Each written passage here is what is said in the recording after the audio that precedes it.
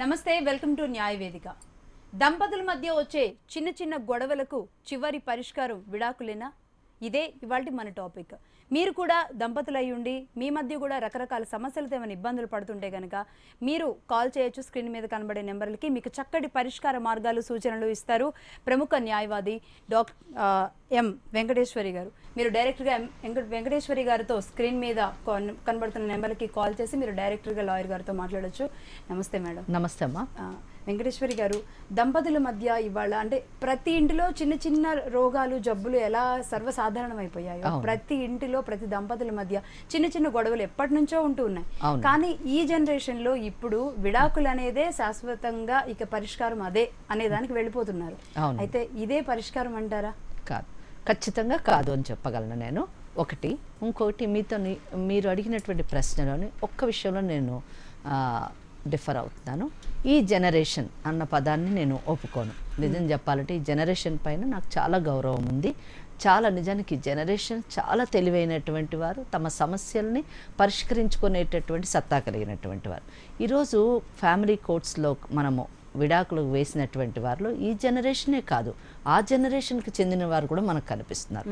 ఇక్కడ మన జనరేషన్ అనే బదులు ఈ కాలంలో అంటే బాగుంటుంది, అంటే ఈ కాలమే అటువంటిది అని అనుకోవాలి. ఇంకా మీరు అడిగారు విడాకులు ఒక్కటే పరిష్కారమా, కానీ మీరు చెప్పింది కరెక్ట్. ప్రతి చిన్న విషయానికి ఈరోజు విడాకులు మటుకు వెళ్ళిపోతూ ఉన్నారు. అది ఎవరన్నా కానివ్వండి, దంపతులు. అయితే దానికి పరిష్కారం విడాకులు కాదని ఖచ్చితంగా చెప్తున్నాను. ఎందుకంటే ప్రతి దంపతులు అంటే ఒకటి మనం గుర్తుంచుకోవాల్సిందంటే, ఏ వ్యక్తి పైన కానివ్వండి, వారు పెరిగినటువంటి కుటుంబ వాతావరణం కానివ్వండి, సమాజం కానివ్వండి, ఆ ప్రాంతము, ఆ దేశం యొక్క ప్రభావం, ముఖ్యంగా సంస్కృతి సాంప్రదాయాల యొక్క ప్రభావం వారిపైన ఉంటుంది. అటువంటి పరిస్థితుల్లోని రెండు కుటుంబాలకి చెందినటువంటి వ్యక్తులు ఒక కుటుంబంగా మారేటటువంటి పరిస్థితుల్లో రెండు కుటుంబాలు విభిన్న సంస్కృతులు సాంప్రదాయాలకు చెందిన వారైనప్పుడు వారి అలవాట్లు, వేషభాషలు, వారి ఆలోచన సరళి వేరువేరుగా ఉన్నప్పుడు, వారిద్దరూ ఒకటిగా అయినప్పుడు, ఒక కుటుంబంగా మారవలసి వచ్చినప్పుడు తప్పకుండా చాలా తేడాలు ఉంటాయి. కొద్ది కాలం పడుతుంది ఇద్దరు ఒకరినొకరు అర్థం చేసుకొని, ఒకరి సాంప్రదాయాన్ని ఒకరు గౌరవించుకునేటటువంటి పరిస్థితికి రావడానికి చాలా ఒడిదుడుకుల్ని దాటవలసినటువంటి పరిస్థితి ఉంటుంది, అర్థం చేసుకోవాల్సినటువంటి పరిస్థితి ఉంటుంది, అవసరమైతే కాంప్రమైజ్ కావాల్సినటువంటి పరిస్థితి ఉంటుంది. ఇక్కడ నేను కాంప్రమైజ్ అన్నదే ఎక్కువగా నేను చెప్పాలనుకున్నాను. ప్రతి వ్యక్తి జీవితంలోని ఏదో ఒక చోట, ఎక్కడో ఒక చోట, ఏదో స్థాయిలోని కాంప్రమైజ్ కావాల్సి ఉంటుంది. కాదు, మేము కాంప్రమైజ్ కావాల్సినటువంటి పరిస్థితి మా జీవితంలోనే అసలు తల ఎత్తలేదు అని ఏ వ్యక్తి అయినా అంటే అది కేవలము ఆత్మ న్యూన్యతా భావం అని మాత్రమే నేను చెప్పగలను. ప్రతి వ్యక్తి ప్రతి స్థాయిలో ఐదర్ పనిచేసే చోట కానివ్వండి, కుటుంబంలో కానివ్వండి, దంపతుల మధ్యన కానివ్వండి, లేదా ఎక్కడో ఒక చోట కాంప్రమైజ్ అవుతూ ఉంటారు.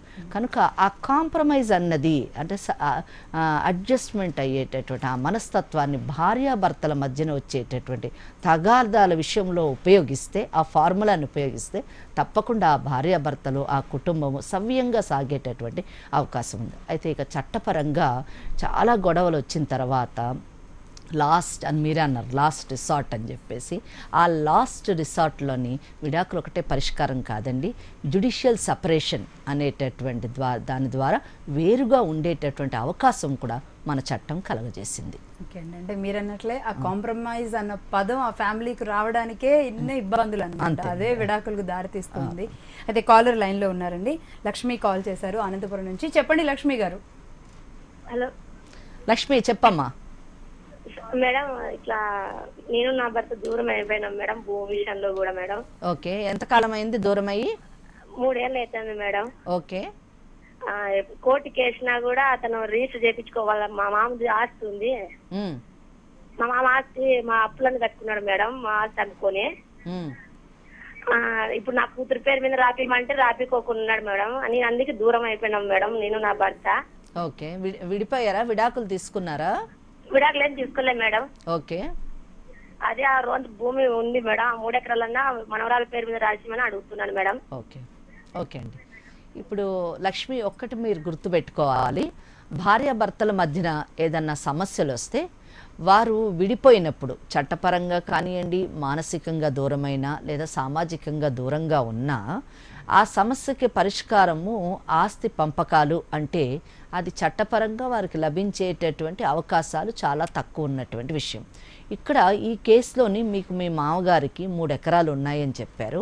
ఆ 3 ఎకరాలు మీ కూతురు పేరు మీద రాయాలి అంటే ఆ 3 ఎకరాలు అతనికి ఏ విధంగా సంక్రమించింది, అతను సంపాదించినటువంటి ఆస్త లేదా తాత ముత్తాతల నుంచి సంక్రమించినటువంటి ఆస్త, ఆ ఆస్తిని అతను ఎవరికి ఇవ్వాలనుకుంటున్నాడు, ఈ విషయాలన్నీ కూడా పరిశీలించవలసినటువంటి ఆవశ్యకత ఎంతైనా ఉంది. అయితే ఒకటేంటంటే మీ బిడ్డ అంటే మీ అమ్మాయి మీ భర్తకి మీకు కలిగినటువంటి ఈ పాప యొక్క బాధ్యతను తీసుకోవాల్సినటువంటి బాధ్యత మీ భర్త పైన ఉంది. అంటే ఆ అమ్మాయిని పోషించడం కానివ్వండి, ఆ అమ్మాయికి చదువు చెప్పించడం కానివ్వండి, ఆ అమ్మాయికి పెళ్లి చేయడం కానివ్వండి, ఇవన్నీ కూడా మీ భర్త పైన ఉండవలసినటువంటి బాధ్యతలు. కనుక ఆ బాధ్యతలు నిర్వర్తించడానికి గాను మీరు తప్పకుండా చట్టం ఆశ్రయిస్తే భరణాన్ని అంటే మెయింటెనెన్స్ పొందేటటువంటి అవకాశం ఉంది. అలాగే ఆ అమ్మాయికి పెళ్లి చేయాలనుకుంటే పెళ్లి ఖర్చులను కూడా అతను ఇచ్చి పెళ్లి చేయవలసినటువంటి అవకాశం కూడా చట్టం మీకు కల్పిస్తుంది. అంతేకాని ఆమెకి ఆస్తి విషయంలోని ఒకవేళ తనకి పార్టిషన్ కానీ జరిగితే కొడుకుగా మీ మామగారి ఆస్తి కొడుకుకు వస్తుంది, కొడుకు ద్వారా మీ అమ్మాయికి సంక్రమించేటటువంటి అవకాశం ఉందమ్మా. అయితే పెద్దల మధ్యను కూర్చోబెట్టి మీ కుల పెద్దలు కానివ్వండి, మీ గ్రామ పెద్దలు కానివ్వండి, వారి మధ్యను కూర్చోబెట్టి మాట్లాడి కూతురు పేరు మీద రాయించడానికి ప్రయత్నించండి. లేదంటే న్యాయపరంగా కోర్టును కూడా ఆశ్రయించవచ్చు. అంతే. ఓకే, మరో కాలర్ ఉన్నారండి, నల్గొండ నుంచి కాల్ చేశారు. జగదీష్ గారు, చెప్పండి జగదీష్ గారు. మాట్లాడండి. చెప్పండి జగదీష్. హలో, గట్టిగా చెప్పండి. మేడం గారితో మాట్లాడుతున్నాండి. మాట్లాడండి, మేడం మాట్లాడుతున్నారు. నమస్కారం అమ్మా. నమస్తే అండి. నా పేరు జగదీష్ అండి. నా వయసు 47 సంవత్సరాలమ్మా. ఓకే అండి. నాకు 14 సంవత్సరాలప్పుడు అమ్మా నాన్న ఎలగొడితే ఆ చరిత్ర అంతా చెప్పడానికి చాలా వేస్ట్, కానీ 15 సంవత్సరాలకు పెళ్లి చేసుకున్నానమ్మా. ఓకే. మా ఆవిడకు 14 సంవత్సరాల ఆ వయసులో. ఇప్పుడు పిల్లలు 3 అయితే పెళ్లి చేశాను. బాబు ఐటీలో ఉన్నాడమ్మా. ఓకే. ఈ మధ్యలో వాడు కొద్దిగా సంపాదన పెరిగిన కానీ పిల్లలు పెద్దోళ్ళు అయిన కానీ కొంచెం గట్టిగా చెప్పరా? ఒక విరక్తి భావంతో ఉంటారమ్మా. జగదీష్ గారు, మీ వాయిస్ క్లియర్ గా లేదండి, మీరు ఫోన్ లోనే మాట్లాడండి, కొంచెం గట్టిగా మాట్లాడండి. అమ్మా నా వయసు 47 అమ్మా. 3 అమ్మాయిలతో పెళ్లి చేశాను. అదంతా అర్థమైంది. మీ అబ్బాయి ఐటీ రంగంలో ఉన్నారని చెప్పారు, అక్కడ మటుకు అర్థమైంది. అమ్మా, అయితే బాబు ఐటీలో వచ్చిన దగ్గర నుంచి నన్ను నా భార్య తన కొడుకును వెంట పెట్టుకొని నన్ను చాలా రకాలుగా ఇంట్లో మానసికంగా కృషింపజేస్తుంది. ఓకే. అయితే నేను అనుకునేది ఏంటంటే ఇప్పుడు ఒక 40 లక్షలు వస్తుంది, వాళ్ళకి ఇచ్చేసి నేను ఖాళీ చేతులతోనే బయటికి వెళ్ళిపోదాం అనుకున్నాను. దానిపైన మీరు మీ అభిప్రాయం? ఓకే. ఓకే జగదీష్ గారు, నాకు అర్థమైంది మీ సమస్య. ఇది ఈ మధ్య కాలంలో నేను ఇప్పుడే చెప్పాను, మనం మాట్లాడుకున్నటువంటి తరం ఈనాటి తరం అనే బదులు ఈ కాలంలో అంటే అది కరెక్ట్, దాని కరెక్ట్ క్వశ్చన్ ఇది. నిజంగా ఆయన వయసు 40 దాటింది, 3 పిల్లలు, పెళ్ళిళ్ళు కూడా చేయడం జరిగింది, ఒక అబ్బాయి ఐటీ రంగంలో ఉన్నాడు. ఈ వయసులోని భార్య నిజం చెప్పాలంటే భర్తకి, జగదీష్ గారికి తోడుగా ఉండవలసినటువంటి వయసు. ఎందుకంటే వయసులో ఉన్నప్పుడు భర్తతో ఉండడం అన్నది అది కొన్ని అది అందరూ ఉండేటటువంటి సర్వసామాన్యమైనటువంటి విషయం. కానీ మన హిందూ వివాహ వ్యవస్థలోని భార్యాభర్తలు చివరి మటుకు కలిసి ఉండేది మన దేశంలో ఉన్నటువంటి వివాహానికి ఉన్నటువంటి ప్రత్యేకత. ఎందుకంటే ఆ వయసులో ఒకరికొకరు తోడుగా ఉండడం అంటే ఒకరి పట్ల ఒకరు బాధ్యత తీసుకోవడము, ఒకరి కష్టంలోని ఒకరు పాలు పంచుకోవడము. ఎందుకంటే సుఖాల్లో పాలు పంచుకున్నటువంటి వారు చివరి దశల్లోని కష్టాల్లో కూడా పాలు పంచుకోవాల్సినటువంటి బాధ్యత ఒకరిపైన ఒకరికి ఉంటుంది. కాబట్టి అదే సరైనటువంటి ఒకరికొకరు తోడుగా ఉండవలసినటువంటి వయసు. ఈ వయసులోని జగదీష్ గారి భార్య కొడుకును చూసుకొని, అంటే ఐటీ రంగంలో ఉన్నటువంటి కొడుకును చూసుకొని, అతని సంపాదన చూసుకొని ఆమె ఇతన్ని నిర్లక్ష్యం చేయడం అన్నది చాలా దురదృష్టకరమైనటువంటి విషయం. ఇక్కడ వాళ్ళు ఈ తరానికి చెందినటువంటి వారు కాదు, ఆ వయసుకి కూడా చెందినటువంటి వారు కాదు. అయితే ఇది చాలా మటుకు ఇలాంటి విషయాలు చాలా ఇళ్లలో జరుగుతున్నాయి. అంటే పిల్లలు ఎదిగి వచ్చేంత మటుకు, వారు ఆర్థిక పరంగా నిలదొక్కునేంత మటుకు చాలా ఇళ్లల్లోని మహిళలు భర్త చెప్పినట్టుగా అణిగి మణిగి ఉంటూ అంటే ఆ టైంలోనే వాళ్ళు ఏదో మానసికంగా బాధకు లోనవుతారనమాట. అంటే కాంప్రమైజ్ అన్న పదం కూడా ఇక్కడ వచ్చింది చూడండి. అంటే కాంప్రమైజ్ అవ్వడమాట అక్కడ మటుకు. నిజానికి వాళ్ళు మానసికంగా ఎందుకో బాధపడి ఉంటారు, శారీరక హింసకో లేకపోతే మానసిక హింసకో లోనయ్యి, అంటే తెలియకుండానే, అంటే హింసిస్తున్నామని తెలియకుండానే భర్త అనేటటువంటి మాటలకు కృంగిపోతూ కాంప్రమైజ్ అవుతూ అవకాశం వచ్చినప్పుడు దాన్ని సద్వినియోగం చేసుకోవాలనే ఉద్దేశంతో మరి ఇట్లా నిర్లక్ష్యానికి గురి చేసేటటువంటి అవకాశాలు ఉన్నాయి. అయితే ఈ కేసులోని ఏం చేస్తే బాగుంటుంది అంటే, నాకు ఉన్నటువంటి 4-5 లక్షలు వాళ్ళకి ఇచ్చేసి నేను వెళ్ళిపోవాలి అని అనుకుంటున్నారు కాబట్టి అలా కాకుండా ఏంటి ఈ వయసులోని మీరు అటువంటి నిర్ణయం తీసుకోవడం అది అంత మంచిది కాదు. ఎందుకంటే ఈరోజు కొడుకుని చూసుకుంటున్నటువంటి కొడుకు అండ చూసుకొని మిమ్మల్ని నిర్లక్ష్యం చేస్తున్నటువంటి మీ భార్య తప్పకుండా మళ్ళీ మీరు కావాలి అనేటటువంటి పరిస్థితి వస్తుంది ఎప్పుడంటే కోడలు వచ్చినప్పుడు. కనుక ఆ సమయం గురించి ఎదురు చూడండి. ఒకవేళ లేదు చట్టపరంగా నేను ఇంకా భరించలేను, చట్టపరంగా నేను ఒక నిర్ణయం తీసుకోవాలని అనుకుంటే మాత్రం నేను ఇందాక చెప్పినట్టుగా జ్యుడిషియల్ సపరేషన్, విడాకులకు వెళ్ళకండి. ఎందుకంటే కొడుకులకి కూతుళ్ళకి మీరు విడాకులు అనేటటువంటి మెసేజ్ ఇస్తే అంత బాగుండదు. కాబట్టి జ్యుడిషియల్ సపరేషన్ వేసుకొని మీ మానాన్ని మీరు బ్రతకడానికి ప్రయత్నం చేయండి. ఓకే అండి, మరో కాలర్ లైన్లో ఉన్నారు. మిరియాల కూడా నుంచి కాల్ చేశారు. పద్మ, చెప్పండి పద్మ గారు. పద్మ గారు చెప్పండి. ఓకే అండి, ఆ లైన్ కాల్ కట్ అయింది. హైదరాబాద్ నుంచి కాల్ చేశారు నారాయణ. నారాయణ గారు చెప్పండి. ఏం లేదు, నమస్కారం అండి. నమస్తే నారాయణ గారు చెప్పండి. ఏం లేదు, మా కొడుకు software engineer, IIT graduate, MS కూడా చేశాడు. అయితే హైదరాబాద్ లో సంబంధం గురించి చూసినప్పుడు ఆమె 11 ఏళ్ళు పెద్దది, మాకు మోసం చేసింది. ఏది సర్టిఫికేట్ అయితేనేమో ఆ యూనివర్సిటీలో అక్కడెక్కడ ఉన్నదని చెప్పారు, తర్వాత రేషన్ కార్డు చూపించేశారు. ఇక అబద్ధం ఆడతారా? ఈ రోజుల్లో మేకప్ కూడా చాలా ఇది ప్రాముఖ్యత ఉంది. ఆ మేకప్ లో కూడా సన్నగా ఉన్నందుకు మాకేమి ఏజ్ కూడా డౌట్ రాలేదు. రేషన్ కార్డు లో కూడా ఏజ్ సరిపోయింది కాబట్టి మేము నమ్మి పెళ్లి చేసుకున్నాం. తర్వాత తెలిసింది 12 సంవత్సరాలు పెద్దదని. పెళ్లి ఎప్పుడు జరిగింది? ఈ పెళ్లి 2010 లో. మీకు ఎప్పుడు తెలిసింది? నడుస్తుంది పెద్దదాన్ని ఎప్పుడు? ఒక్క నిమిషం నారాయణ గారు ఒకసారి మీరు వినండి, ఇటు నుంచి కూడా వినండి. మీకు ఈ అమ్మాయి పెద్దదాన్ని ఎప్పుడు తెలిసింది? పెద్దదని ఎప్పుడు తెలిసిందంటే దాదాపు 6-7 నెలల తర్వాత, పెళ్ళైన 6-7 నెలలకి. ఏం కేసు నడుస్తుంది ఇప్పుడు? ఆమె ఒక అడ్వకేట్. ఏం కేసు నడుస్తుంది ఇప్పుడు? డైవర్స్ కేసే నడుస్తున్నది. ఎవరు వేశారు? మీరు వేశారు? మేము వేసాం. ఆమెకేం అవసరం ఉన్నది? ఆమెకు అవసరం లేదు. ఇప్పుడు మీకేం కావాలి? మాకు డైవర్స్ కావాలి కదా, పిల్లలు పుట్టరా ఆమెకు ఇప్పుడు 49. ఇక్కడికి ఎందుకు ఫోన్ చేశారు? మీరు కోర్టులో కేసు నడుస్తుంది కదా. అవునవును, ఏ దానికి పరిష్కారం ఆమె అపీల్ చేసుకుంటది, మళ్ళీ హైకోర్టుకి అపీల్ చేసుకుంటది. ఇక్కడ గెలుస్తాం, మేము ఫ్యామిలీ కోర్టులో గెలుస్తాం, మాకు 100% గ్యారంటీ. మళ్ళీ అపీల్ చేసుకుంటుంది హైకోర్టులో, తర్వాత సుప్రీం కోర్టు అంటది. అప్పటి వరకు ఇంకో 12-13 సంవత్సరాలు మ్యారేజ్ లేకుండా ఉండవలసిందా? దానికి ఏమైనా పరిష్కారం ఉందా? ఏమీ లేదు. చట్టపరమైనటువంటి పరిష్కారము మీరు చట్టం ద్వారానే మీరు విముఖులు కావాల్సి ఉంటుంది. మీరు చెప్పినట్టుగా ఫ్యామిలీ కోర్టులో వేసుకున్నాను అన్నారు విడాకులకి. ఇక్కడ అయిన తర్వాత మీరు గెలుస్తానంటున్నారు. మీరు గెలిస్తే ఆమె అప్పీల్కి వెళ్తారు, ఆమె గెలిస్తే మీరు అప్పీల్కి వెళ్ళాలి. హైకోర్టు తర్వాత సుప్రీంకోర్టుకు వెళ్ళాలి. మీరు చెప్పినట్టుగానే ప్రొసీజరు ఎవరి గురించి మారదు. చట్టం కానివ్వండి, ప్రొసీజర్ కానివ్వండి, ఎవరి గురించి మార్చేటటువంటి అవకాశాలు లేవు. చట్టం ముందు అందరూ సమానులే. ఓకే, అంటే ఇక పొడిగించుకోవద్దు అనుకుంటే ఇద్దరు కలిసి కూర్చొని ఇప్పుడు మీరు అన్నట్టుగా పొడిగించుకోవద్దు, మనకి సమయము ఇద్దరు జీవితాలు అమౌంట్ మనీ కూడా సేవ్ చేసుకోవాలనుకుంటే వాళ్ళిద్దరు కూర్చొని, వీరు కుటుంబాలు కూర్చొని పెద్దల ముందు పెట్టి, ముఖ్యంగా మనకి కోర్ట్స్లో మీడియేషన్ ఉంది. నిజం చెప్పాలంటే ఇటువంటి అన్నీ కూడా ఆయన చెప్పినట్టుగా సంవత్సరాల తరబడి మరి జీవితాలు, టైము, విలువైన సమయాన్ని వేస్ట్ చేసుకోవద్దు అనుకుంటే మనకు మీడియేషన్ ప్రతి ఫ్యామిలీ కోర్టులో ఫస్ట్ కేసు వేసిన తర్వాత ఆ కేసుని మీడియేషన్కి రిఫర్ చేస్తారు.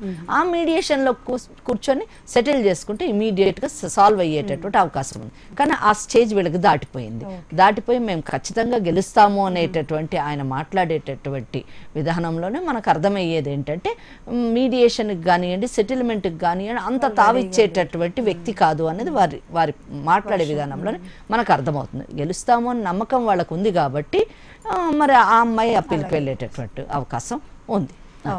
ఓకే, మరో కాలర్ ఉన్నారండి, విజయవాడ నుంచి కాల్ చేశారు. సుధాకర్ గారు. నమస్తే మేడం. నమస్తే అండి. మేడం రీసెంట్ గా అది నా మేనకోట్లు 498 కేసు ఫైల్ చేసి మేడం ఈ ఈక్విటీలు ఇచ్చారు వాళ్ళకి. ఓకే, అది అప్పీల్కి ఎట్లా మేడం? అంటే స్టేట్ అంత ఇంట్రెస్ట్ చూపిస్తున్నారు వాళ్ళు. అవును, మేము పర్సనల్ గా లాయర్ పెట్టుకొని ఎక్కడ అప్పీల్కి వెళ్ళాలండి?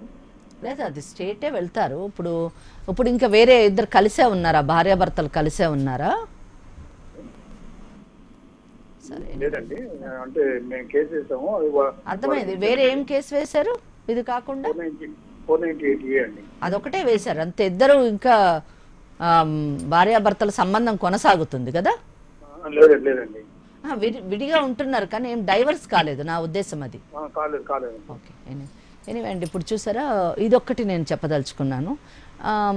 నేను ఎందుకు అడిగానంటే ఈ ప్రశ్న, ఏం కేసు వేశారు అని అడిగాను నేను. ఈ కేసులోని అమ్మాయి, ఇప్పుడు ముందు ప్రశ్నకి ఈ ప్రశ్నకి కొంచెం మనము టాలీ చేయాలి. ఇప్పుడు నారాయణ గారు చెప్పిన దాంట్లోని మేము కేసు వేసామండి, 101% మేము కేసు గెలుస్తాము, కానీ మేము గెలిచిన తర్వాత ఆమె అప్పీల్కి వెళ్తారు హైకోర్టుకి, హైకోర్టు నుంచి సుప్రీంకోర్టుకి వెళ్తారు, ఇంకెలా కాలం గడిచిపోతూ ఉంటుంది, దీనికి ఈ ప్రశ్నకి లేదా ఈ సమస్యకి సొల్యూషన్ ఏంటి అని ఆయన అడిగారు. వెంటనే ఈ క్వశ్చన్లోని మేనగోడలకి 498A వేశారు. దేనికి వేశారు అన్నది మేబీ డౌరీ హెరాస్మెంట్ అని చూపించేసి వేసినట్టున్నారు. పోనీ వేసింది గెలిచారా అంటే, పోనీ వీళ్ళు కరెక్ట్గా వేశారు అని మనం సమర్థించడానికి అవకాశం లేకుండా అతను అక్విటల్ చేయడం జరిగింది. వేరే ఏమన్నా కేసులు వేశారా అని నేను అడిగాను. దానికి ముందు ఇంకోటి కూడా అడిగాను, ఇద్దరు కొనసాగుతుందా, వారి సంబంధం కొనసాగుతుందని? లేదని ఖచ్చితంగా చెప్పారు. ఎందుకంటే 498A వేసిన తర్వాత కొనసాగేటటువంటి అవకాశాలు అసలు చాలా రేర్ అన్నమాట అది నిజంగా. అయితే అందుకని కొనసాగట్లేదు. అందుకే నేను ఏమడిగాను, సంబంధం అంటే ఇద్దరు కలిసి ఉండడం కాదు, డైవర్స్ ఏమన్నా తీసుకున్నారా అని. లేదు అని చెప్పారు. అంటే ఇక్కడ డైవర్స్ తీసుకోలేదు అంటే వాళ్ళ ఉద్దేశం ఆ అబ్బాయిని ఏ విధంగా అయినా సరే వీళ్ళిద్దరు కాపురం చక్కబరచాలి అనేటువంటి సదుద్దేశం ఉందని అనుకుందాం. సదుద్దేశం ఉన్నప్పుడు వీళ్ళు చేయాల్సిన పని ఏంటి? ఆ అమ్మాయి అతనితో పాటు జీవించేటటువంటి వైవాహిక జీవితం గడిపేటటువంటి అవకాశం కల్పించేటటువంటి చట్టాన్ని, సెక్షన్ని వీళ్ళు ఇన్వోక్ చేయాలి. Like section 9 of Hindu marriage act కింద రెస్టిట్యూషన్ ఆఫ్ కాంజుగల్ రైట్స్ వేసుకుంటే అట్లీస్ట్ ఆ అమ్మాయి యొక్క కాండక్ట్, బోనఫైడ్స్ కనిపించేటటువంటి అవకాశం ఉంది. వీళ్ళకి పెళ్లి చేసినందుకు ఆ కుటుంబాన్ని, ఆ వివాహ వ్యవస్థను గౌరవిస్తూ కొనసాగాలనేటటువంటి సదుద్దేశం వీళ్ళకు ఉంది అనేటటువంటి విషయము కోర్టుకు కూడా తెలిసేటటువంటి అవకాశం ఉంది. అటువంటి ప్రయత్నం ఏమీ చేయలేదు. ఒక 498A వేశారు.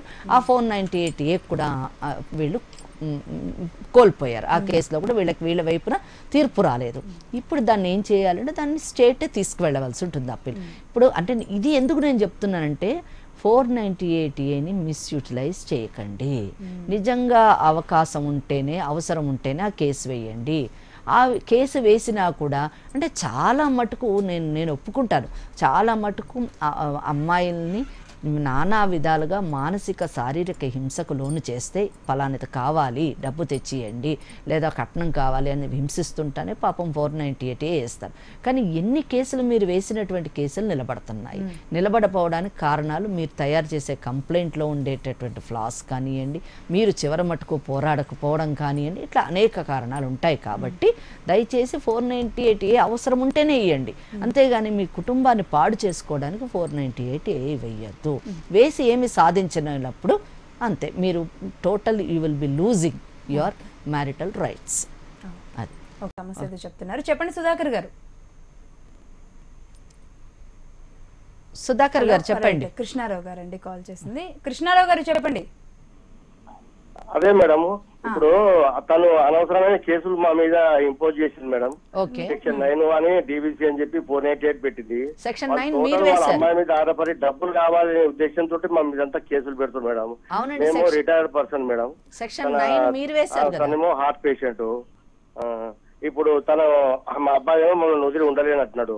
మాకు ఈ పరిష్కారం ఏంటి మేడం? ఇది కేసులంతా మేము కడుతూ ఉండాల్సిందే.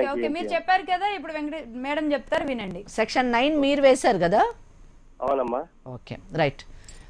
ఇదొకటండి చాలా దురదృష్టకరమైనటువంటి డెవలప్మెంట్స్ మ్యారిటల్ లైఫ్స్లోని.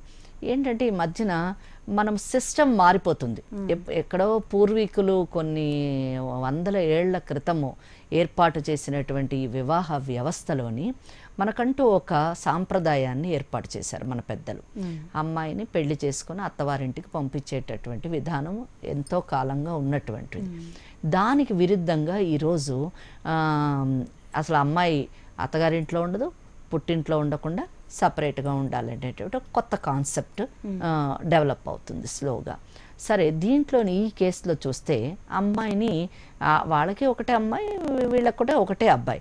అయితే వాళ్ళు పెళ్లి చేసినప్పుడు కట్న కానుకలు ఏమీ అక్కర్లేదని చెప్పేసి అమ్మాయి మా ఇంట్లో ఉంటే చాలు అని చెప్పేసి అంటే ఒప్పుకున్నారు అని చెప్తున్నారు. అంటే పెళ్లి ఎవరైనా ఇంట్లో ఒక్క అమ్మాయి అయినా కూడా ఇల్లరికం అన్నది చాలా రేర్ అటువంటిది.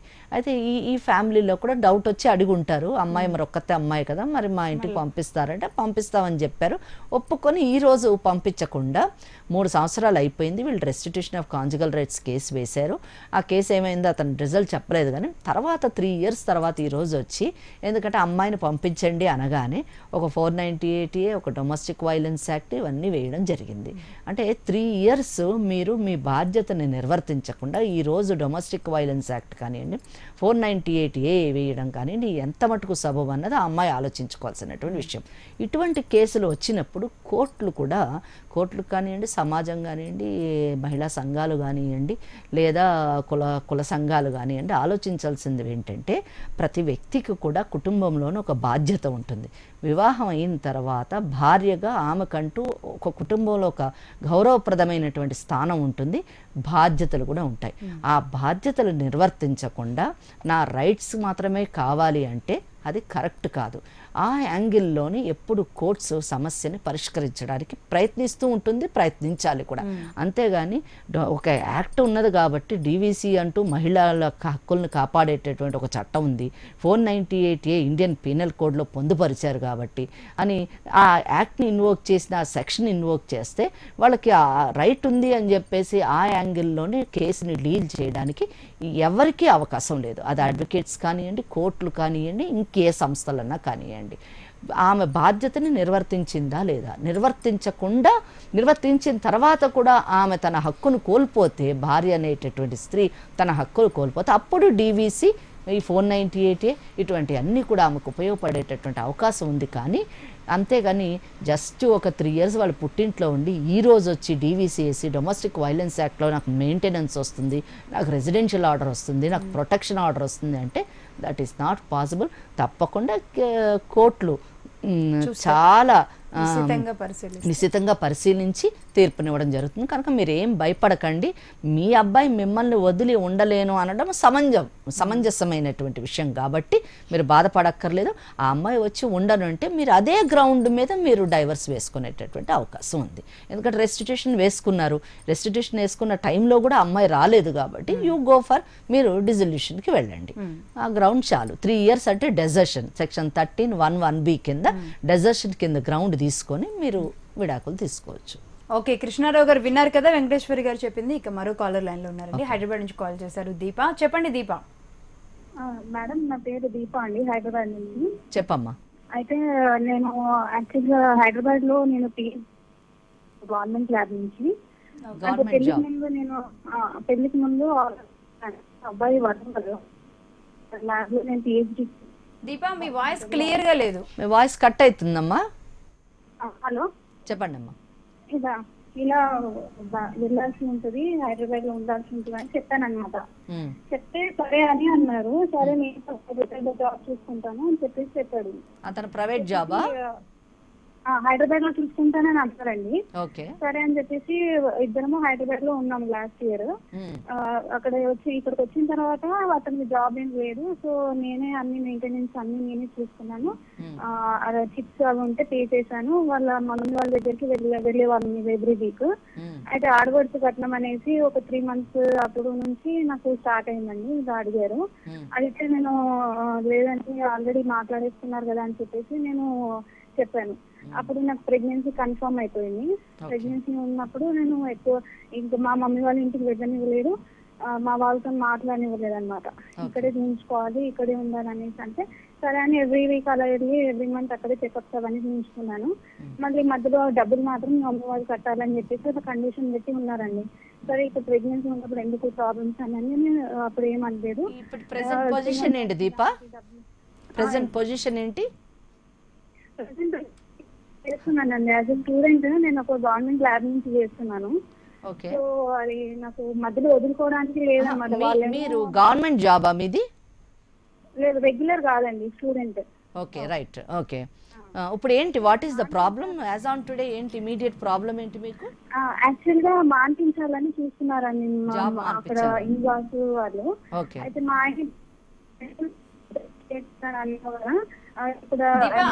మీ వాయిస్ బ్రేక్ అవుతుంది టోటల్ గా. అసలు మీ సమస్య ఏంటి అనేది జస్ట్ ఒక సమస్య చెప్పండి అంతే. మీరు అయితే ఇప్పుడు నేను హైదరాబాద్ లో నువ్వు ఒకదాని ఉండు, రెంట్ అన్ని పే చేసుకొని ఉండు అని చెప్పేసి అంటున్నాడు. స్టూడెంటా మీరు? మీరు స్టూడెంట్ అమ్మా? స్టూడెంట్. అయితే బాబు ఉన్నారు కదా, బాబు చూసుకోవడానికి. అమ్మా ఒక్క నిమిషం, మీరు స్టూడెంట్ ఏం కోర్స్ చేస్తున్నారు? అది వినిపించలేదు. నేను పిహెచ్డి చేస్తున్నానండి. ఓకే, ఎంత కాలం ఉంది అది కోర్స్ కంప్లీట్ అవ్వడానికి? 3 years ఉందండి. 3 years. ఓకే, చెప్పండి. 3 years నేను ఇక్కడ ఉండాల్సి ఉంటుంది కదా. ఆయన ఏమంటున్నాడంటే అన్ని నువ్వు చూసుకో, నేను అప్పుడప్పుడు వచ్చి చూసి వెళ్తాను అని అంటున్నాడు అనమాట. సపరేట్ ఇప్పుడు నేను హైదరాబాద్ లో ఉంది, ఆయన వరంగల్ లో ఉంటే లీగల్ గా సపరేట్ గా ఉన్నట్టుగా ఏమైనా క్రియేట్ చేస్తారా మళ్ళీ తర్వాత? నేనేమన్నా ముందస్తుగా ఏమన్నా జాగ్రత్త? అటువంటి ప్రాబ్లం ఏమీ లేదు దీపా. ఇట్ ఈస్ నేను చెప్పినట్టుగా ఇట్స్ స్మాల్ అడ్జస్ట్మెంట్, కాంప్రమైజ్గా స్మాల్ అడ్జస్ట్మెంట్. ఏంటంటే మీరు ఇక్కడ విద్యను అభ్యసిస్తున్నారు, దాన్ని కంప్లీట్ చేయడానికి 3 సంవత్సరాలు పడుతుంది. అది కంప్లీట్ చేయడం వల్ల మీకు మంచి భవిష్యత్తు ఉంటుంది అన్నది మీరు అనుకోవడం, అతను కూడా దానికి అంగీకరించినట్టున్నారు. అతను వరంగల్లో ఉంటున్నారు, అతను ఉద్యోగం చేస్తున్నారు. సో అతను ఉద్యోగాన్ని అతను వదులుకోలేడు, మీ విద్యను, మీరు అభ్యసించేటటువంటి విద్యని మీరు వదులుకోలేరు. మీ మధ్యన ఒక పిల్లవాడు మళ్ళా. కనుక మీరు కలిసి ఉండడంలోనే అంటే మీ జీవితం, మీ కుటుంబం ముందుకు కొనసాగడంలోనే ఆ పిల్లవాడి శ్రేయస్సు ఆధారపడి ఉంది. కనుక ఈ 3 years మీరు ఆ అబ్బాయిని పెట్టుకొని ఇక్కడ మీ ఎడ్యుకేషన్ని కంటిన్యూ చేయండి. అతను వరంగల్లో ఉంటాడు, అతను చెప్పినట్టుగానే అప్పుడప్పుడు వచ్చి వెళుతూ ఉంటాడు. మీరు 3 years ఇక్కడ సపరేట్గా ఉన్నంత మాత్రాన అది సెక్షన్ 13(1)(1)B డెజర్షన్ కింద పడదు. మీరు విడిపోయి ఉన్నట్టు కాదు. ఒక పరిస్థితిలోని మీరు అట్లా ఉండవలసి వచ్చింది. అది మీరిద్దరూ చేసుకున్నటువంటి అండర్స్టాండింగ్ అండ్ అడ్జస్ట్మెంట్. కాబట్టి ఎట్టి పరిస్థితుల్లోనే ఆ గ్రౌండ్ మీద మిమ్మల్ని వదిలేసేటటువంటి అవకాశాలు లేవు. అయితే నేను ఏం చేయాలి, ముందస్తుగా ఏమైనా జాగ్రత్త పడాలా అని అన్నారు కదా, మంచి తెలివైన ప్రశ్న ఇది. కనుక మీరు జాగ్రత్త పడాలంటే అతను వస్తూ ఉన్నది మీరు రికార్డు పెట్టుకోండి, సాక్ష్యం పెట్టుకోండి, అతనితో రెగ్యులర్ టచ్లో ఉన్నట్టుగా, కాంటాక్ట్లో ఉన్నట్టుగా ఫోన్ ద్వారా కానివ్వండి అవన్నీ పెట్టుకోండి. అలాగే మీ 3 years మీరు ఒక పని మీద వేరు ప్రాంతాల్లో ఉన్నారు కానీ భార్యాభర్తలుగా విడిపోయారు అనేటటువంటి ఆలోచన రానియకుండా కలిసి ఉన్నట్టుగానే మీరు సాక్ష్యాధారాలతో ఉంటే తప్పకుండా మీకు అటువంటి భయం ఏమైనా ఉంటే ఆ భయానికి దూరం అయిపోయేటటువంటి అవకాశం ఉంది. కానీ మీరు ఏం ఆలోచించక్కర్లేదు.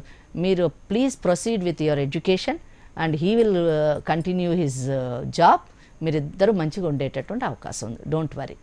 ఓకే అండి. అంటే పిహెచ్డి చేస్తున్నా సరే ఈ అనుమానాలు, ఈ టెన్షన్స్ భార్యాభర్తల మధ్య ఎంత అగాధాన్ని సృష్టిస్తాయి అనడానికి ఒక నిదర్శనం. అండ్ నిజం చెప్పాలంటే పిహెచ్డి చేయడం ఆమె ఎక్కడన్నా ఉండి చెయ్యొచ్చు. I don't know why she is insisting to. ఏదో ఉండొచ్చు ప్రాబ్లం. కలిసి ఉండాలి అనుకుంటే ఏదైనా మార్గం ఎంచుకోవచ్చు. Anyway thank you very much అండి వెంకటేశ్వరి గారు, చాలా చక్కటి పరిష్కారాలు చెప్పారు. థ్యాంక్ యూ వెరీ మచ్ అండి. ఇది ఇవాళ న్యాయ వేదిక. చూస్తూనే ఉండండి HM TV.